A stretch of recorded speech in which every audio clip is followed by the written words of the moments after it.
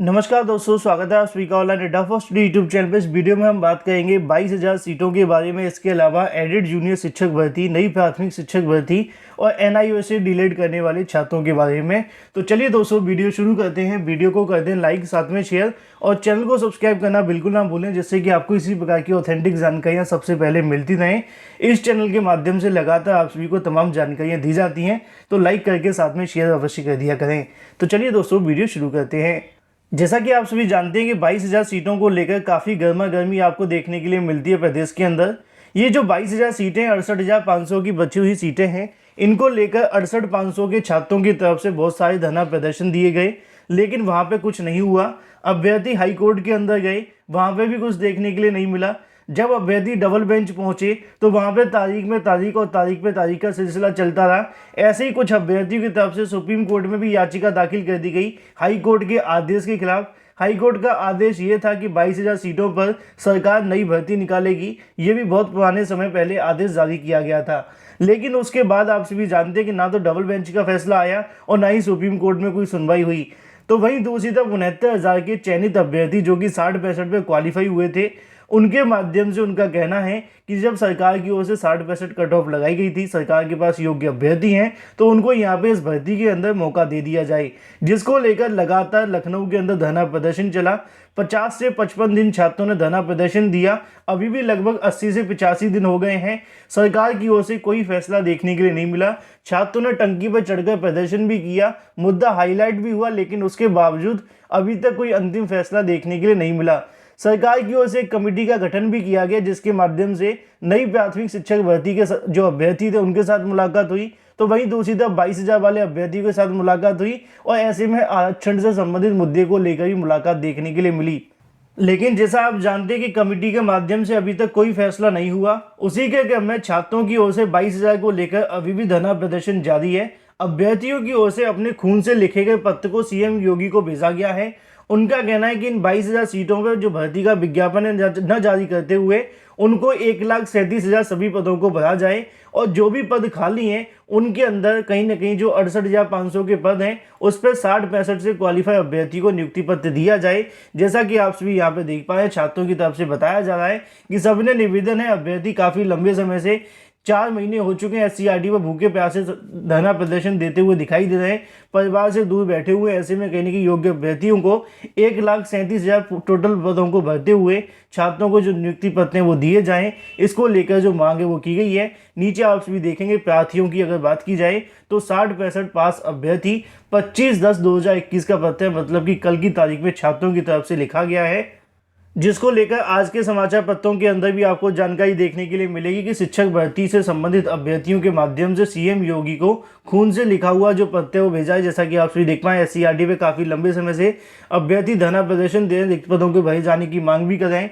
छात्रों के सामने हाल ही में आप सभी को देखने के लिए मिला लाठीचार्ज भी की गई। 39 अभ्यर्थी राष्ट्रपति और साथ ही अगर बात करें 45 अभ्यर्थी ने राज्यपाल को पत्र भी भेजे इसके संबंध में। तो वहीं दूसरी तरफ इच्छा मृत्यु की मांग की जा रही है और मुख्यमंत्री को भी पत्र भेजे जा रहे हैं। बहुत सारी चीज़ें आपको देखने के लिए मिल रही हैं। मामला एक ही है, इन 22,000 सीटों को लेकर जो भर्ती है वो करवाई जाए, जो कि संबंधित है 68,500 की खाली सीटों के बारे में, क्योंकि सुप्रीम कोर्ट की तरफ से 1,37,000 पदों को भरे जाने की बात की गई थी, उसी के आधार पर मांग की जा रही है, लेकिन अभी तक फैसला कोई देखने के लिए नहीं मिला। वहीं दूसरी तरफ बात की जाए एडेड जूनियर शिक्षक भर्ती के बारे में। जैसा कि आप जानते हैं कि एडेड जूनियर की परीक्षा तो हो चुकी है, लेकिन परीक्षा के बाद से मामले फंसते हुए दिखाई देते हैं और हर भर्ती के अंदर ऐसा कोई ना कोई पॉइंट तो छूट ही जाता है।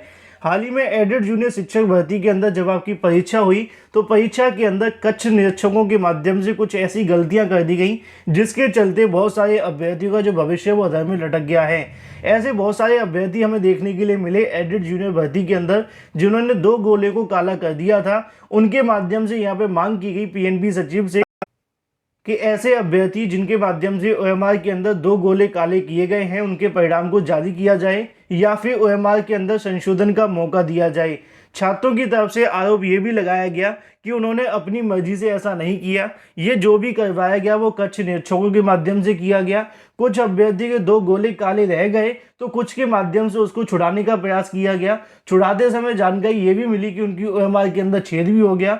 अब छेद हुई ओएमआर यहाँ पे चेक होगी कि नहीं, इसको लेकर भी संशय है। तो वहीं दूसरी तरफ संशोधन का मौका मिलेगा नहीं।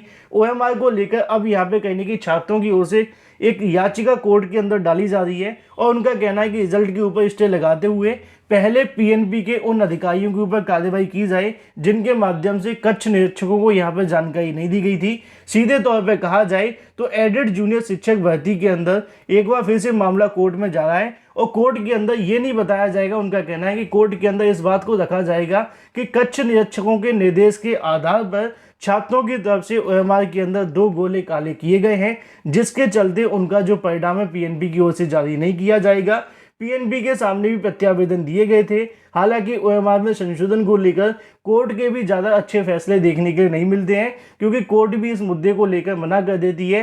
अब कक्ष निरीक्षक की गलती को माना जाएगा कि नहीं, इसके बारे में आपकी क्या राय है कमेंट करके अवश्य बताएं, क्योंकि बहुत सारे छात्रों की तरफ से बताया गया कि उनकी तरफ से 2 गोले जो काले किए गए हैं उसके पीछे कहीं ना कहीं कक्ष निरीक्षक की एडवाइस छुपी हुई थी, जिसके चलते कंफ्यूज होकर उन्होंने वहां 2 गोले काले किए हैं।